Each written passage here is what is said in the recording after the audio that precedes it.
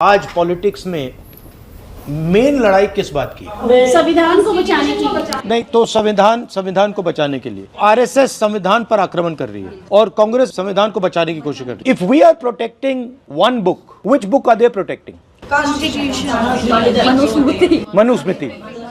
So they are protecting Manusmriti, we are protecting constitution, right? But हम लोग कह रहे हैं कि भैया आप कॉन्स्टिट्यूशन को मार रहे हो। डायरेक्टली तो नहीं मार रही। मोदी ने ये तो नहीं कहा कि भैया मैं कॉन्स्टिट्यूशन को खत्म कर दूंगा। तो ये इनकी स्ट्रेटजी क्या है, कैसे कर रहे हैं? Okay, very good. ये इंस्टीट्यूशंस को कैप्चर कर रहे हैं। इंस्टीट्यूशंस कैप्चर करने से क्या होगा? 1947 में गांधी जी ने और कांग्रेस ने क्या कहा? रिप्रेजेंटेशन जो होता है और पावर जो है वो एक साथ चलेंगे।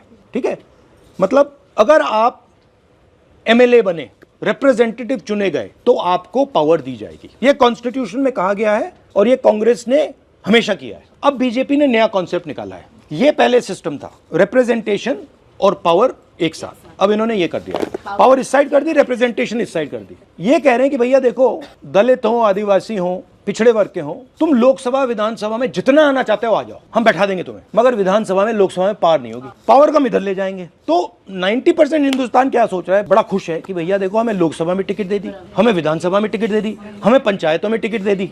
और इन्होंने क्या किया? इन्होंने ये कर दिया, उसमें कुछ है ही नहीं, वो खोखला है। वो पार्लियामेंट से उन्होंने पूरी पावर निकाल दी। कहाँ डाल दी पावर? उन्होंने पार्लियामेंट से निकाल के इंस्टीट्यूशंस में डाल दी, ब्यूरोक्रेसी में डाल दी, अदानी अंबानी के हाथ डाल दी, सेबी में डाल दी। हाँ, तो और ये सेपरेट कर दिया।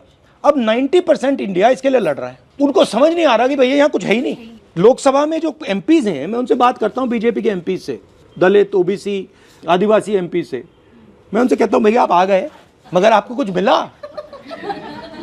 कहते राहुल जी यहाँ पे तो हमारी बात नहीं सुनते, बैठा रखा है।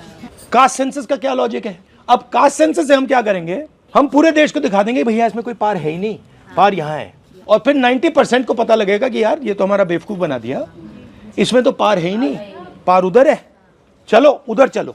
आपने मुझे पहले कहा कि देखिए हम पावर में पार्टिसिपेट करना चाहते, और आपने मुझे कहा कि देखिए हम रिप्रेजेंटेशन के थ्रू पावर में पार्टिसिपेट करना चाहते हैं। और मैं आपसे कह रहा हूं कि जितनी रिप्रेजेंटेशन लेनी है ले लो। कुछ नहीं मिलेगा। मैं मतलब लोकसभा में एमपी बैठा हूं, मतलब जब वो माइक ऑफ करना चाहते हैं ऑफ कर देते हैं, राइट? ये हिंदुस्तान की हिस्ट्री में पहली बार हुआ है। 1947 के बाद ये पहली बार हुआ है।